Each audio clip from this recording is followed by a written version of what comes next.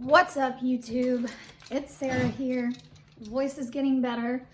So I want to say maybe 3 weeks ago, I did a video on a saddle seat saver by Akavalo. And I had mentioned that I was getting a bit for my horse Gypsy, who has this really annoying habit of essentially swallowing her tongue and then spitting it back up on top of the bit. And I have tried like just about everything. I have tried, I have a bit bucket. I mean, I don't know, 2 gallons worth of bits. I've tried friends bits. I've tried just about everything.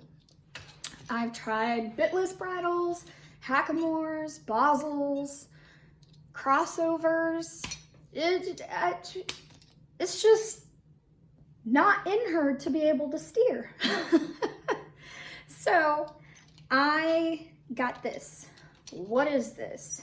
This is the winning tongue plate bit, and I got it in a full cheek. So full cheeks can be used for different things. People at my barn tend to jokingly call them the power steering of the horse world. So that's why I got it, essentially. I think the extra support on the side of her jaw will make it work a little bit better for her. I'm hoping anyway. I mean, I don't know. So some of the aspects of this bit that make it so great is the fact that there is no like nutcracker effect. Like I can do this, it moves just a little, it gives just a little. I can pull completely back on the reins and it's not gonna like nutcracker that direction either. And this plate, this is really the main reason why I got this bit. What happens is when a horse tries to suck their tongue up, it's gonna push that plate up towards the roof of their mouth and they cannot get their tongue over it. Now, I have tried mouth desensitization. I've tried, you know, bit in, bit out, bit in, bit out. I tried everything. This is like my last ditch effort. So what the company was originally created for was for ex-race horses who have mouth problems. They've had their tongues tied down, and so when they come out of work, they always just want to evade the bit, evade the bit, evade the bit. So this was created for them in mind, for young horses in mind, for horses that have problems with tongue sensitivity and pressure sensitivities. So let's hope it works. It was not cheap. So yeah, once again, it's called the winning tongue plate bit. And I'm gonna take this off if I can. There we go. And I have a bridle here to attach it to. So Gypsy is a Rocky Mountain saddle horse. She's gaited. And she's got a funky sized head. I'm pretty sure this is the only bridle I have that will fit her. And so that's what we're gonna use. Let's see. Let me just take the flash band off because she doesn't, I'm not a big proponent of flash bands in general. There are uses, and if they're used right, that's fine. I just prefer not to use them. It's an extra buckle to do up, you know what I mean? It's just something else you have to worry about. Now the thing with full cheek bits is you need a keeper. And I'll show you what that is, but it makes sure that the bit is not going to get entangled on anything or cause other problems. Okay. And I have this regular O-ring. I had a previous horse who just used like the most basic aluminum O-ring bit ever, and she was real easy about it.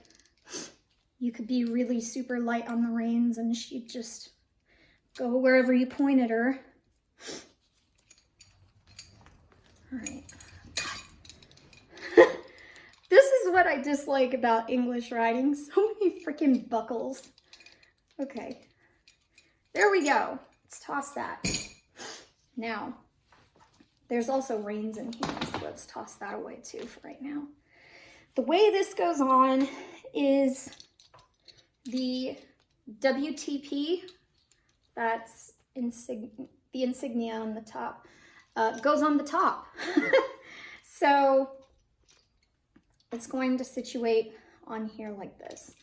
And what keepers are, they're these little things. They're like leather figure eights. And the larger part of the 8, right here, goes on the bridle, obviously.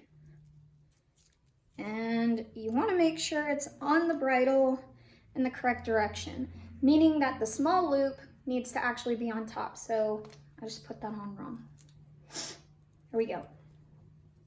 Now, this, what do they call it in English riding? I'm gonna call it a cheek strap. I don't really know what they call it. This now goes on the bit, and this gets buckled. But before we do that, you want to stick your keeper into the top, like spike up here of the full cheek bit. And that just keeps it right next to your horse's head. And it stops it from getting into entanglements. Depending on your bridle, that piece would go in a different place. But for my bridle, for where it's at, and it's really not in a great spot either, but it works. So that gets buckled there. Next, oh gosh, can you tell I'm not a big fan of English riding? I don't ride English a whole lot. Well, that's false. Now I've started riding English because I wanted to. I thought it would help to have a more well-rounded knowledge base. And like when I say riding, like I've ridden English before, but not like real riding. Like there's a difference. All right, so same thing with this. You want that little loop on the top. I don't even know if you guys can even see this, but hopefully you can. Slip that in, put this little knobby thing in, you buckle her up.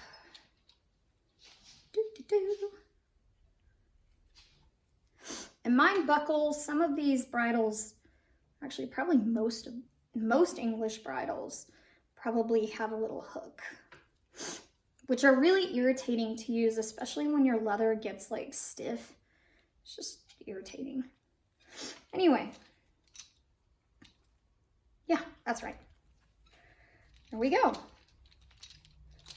So there's your bit.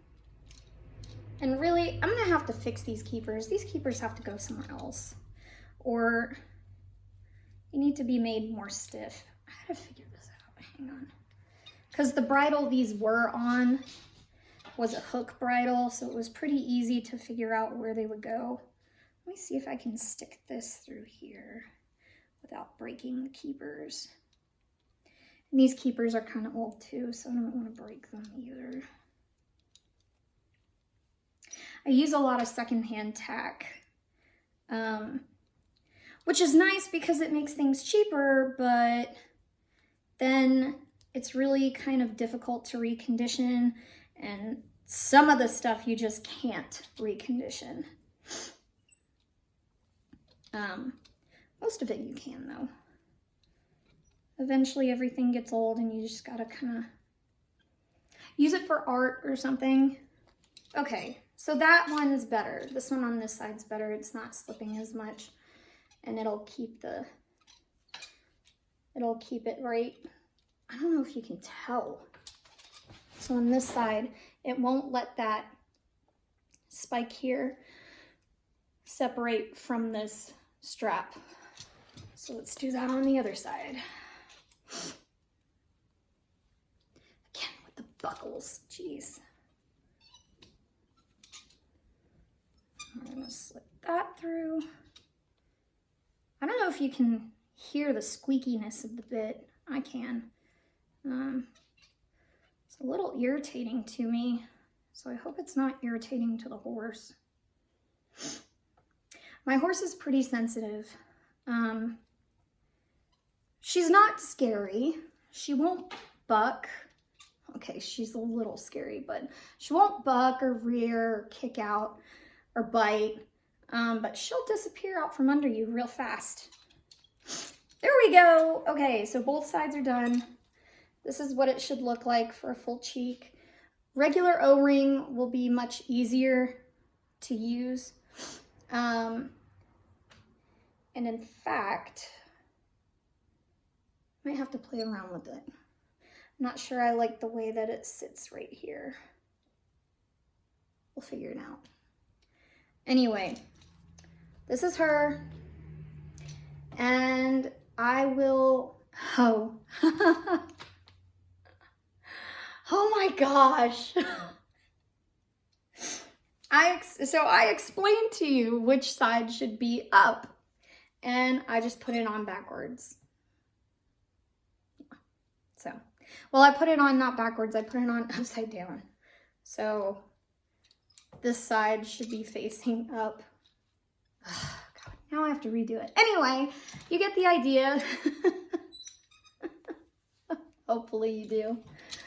That's it for that bit, and I'm gonna let you guys know as soon as I get around to trying to use it. I'm gonna let you guys know how it works for her, if it works for her. If it doesn't, I don't know what to say. She might just have to be retired to specifically trails, and specifically trails with good horses. But we'll see. I'm gonna go fix that because that was a stupid mistake. And let that be a lesson learned. Double check your tack, because sometimes you're just not here. All right, see y'all.